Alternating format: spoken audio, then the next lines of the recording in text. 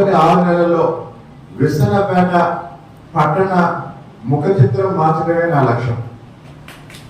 అంటే విసన్నపేట పట్టణం బయట నుంచి ఎవరైనా వస్తే ఆ విశాలమైన రోడ్డు, ఎందుకంటే విసన్నపేట ఒక వ్యాపార కేంద్రం.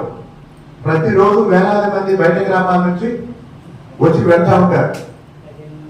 తర్వాత ఆ బయట గ్రామాల నుంచి వచ్చి వెళ్లే వాళ్ళ కోసం ఆ మెయిన్ రోడ్లో, ఆ బస్టాండ్ పరిసర ప్రాంతాల్లో అవసరమైన మరుగుదొడ్లు ఉన్నాయా లేదా కూడా ఈరోజు ఒకసారి చూస్తారు. లేనట్లయితే మీడియా వాళ్ళు నాకు చెప్పినట్లయితే అలాంటి సమయం, ఎందుకంటే ఉదయం తిరువూరులో మొత్తం మెయిన్ రోడ్ అంతా చూసి తిరువూరు ప్రతిరోజు ఒక 5-6 వేల మంది వచ్చి వెళ్తా ఉంటారు ఉదయం నుంచి సాయంత్రం వరకు. మహిళలకు కానీ పురుషులకు కానీ ఎక్కడా కూడా మరుగుదొడ్లు లేవు.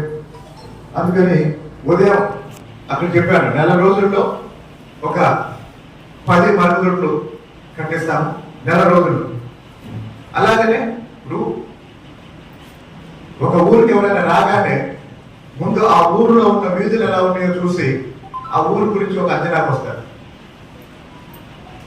కాబట్టి విసన్నపేట పట్టణాన్ని అలాగే విసన్నపేట మండలాన్ని అన్ని విధాలుగా అభివృద్ధికి కావాల్సిన ప్రణాళికలు రూపొందించుకొని అధికారుల సహాయంతో, ప్రజాప్రతినిధుల సహాయంతో, ప్రజల కోసం ప్రజల సహాయంతో త్వరలో మళ్ళీ ఎల్లుండి నుంచి ప్రారంభం కావాల్సిన రెవెన్యూ సదస్సులు ఎప్పటి నుంచమ్మా?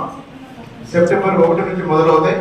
ఆ రెవెన్యూ సదస్సులో భాగంగా మళ్ళీ వచ్చే సమస్యలు కూడా క్రోడీకరించి ఒక్కొక్కటి దాదాపు మా ప్రభుత్వం ఏర్పడి 2 నెలలు పూర్తయి 3వ నెల ప్రారంభమైంది.